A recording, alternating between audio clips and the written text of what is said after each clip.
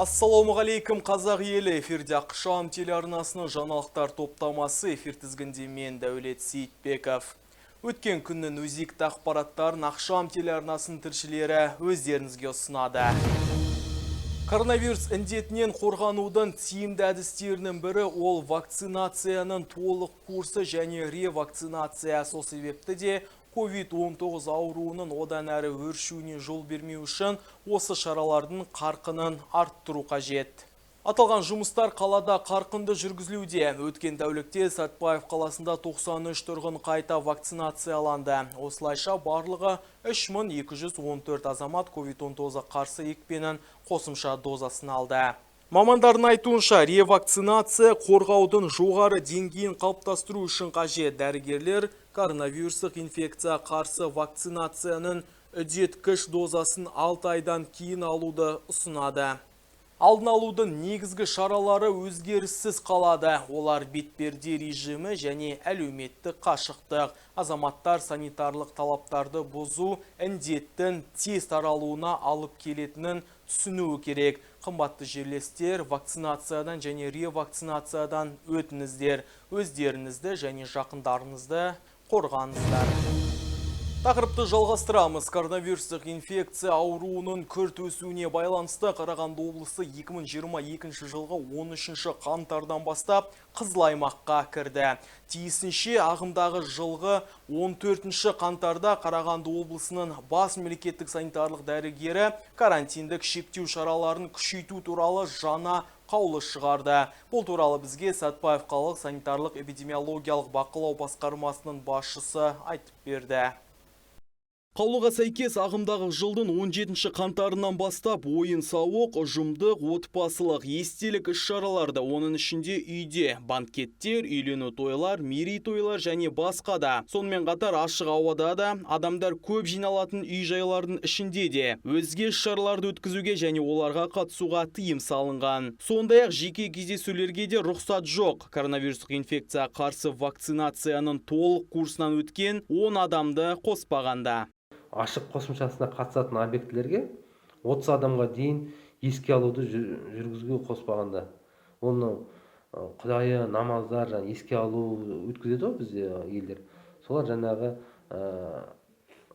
объекті ашық бағдарламасымен жұмыс істейтін болса, оның ішіне өткізуге болады, бірақ 30 адамнан аспау керек.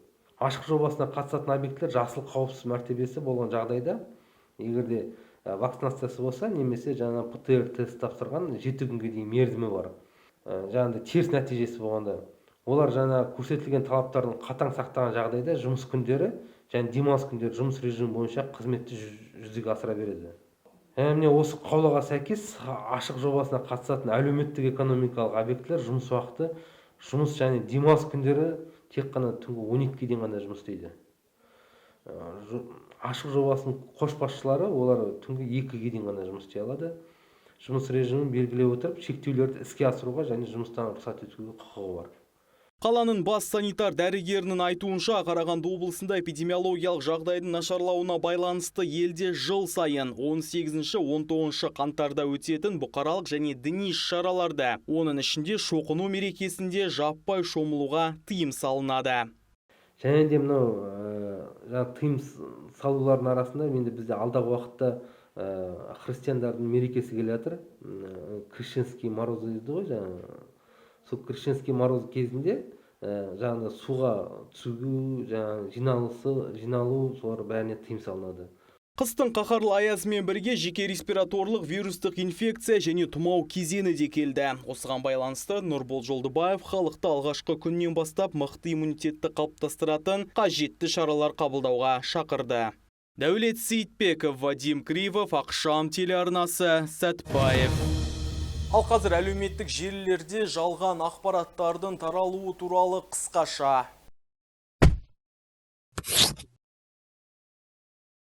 Мәселен, ғаламторда адамдарды өлтіру үшін, немесе кем дегенде олардың денсаулығына зиян келтіру үшін вакцинациялаудың 3 кезеңі қажет деген пікір белсенді түрде таралуда.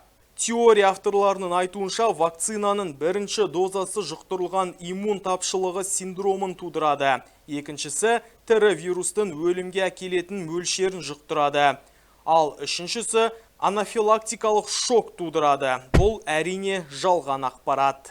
Қазақстанда қолданылатын COVID-19-ға қарсы вакциналарда тірі вирус жоқ. Құрметті жерлестер, сіздерден тек ресми ақпаратқа сенулеріңізді сұраймыз. Өздеріңізді алдауға жол бермеңіздер. Жалған ақпаратты бірге тоқтатайық.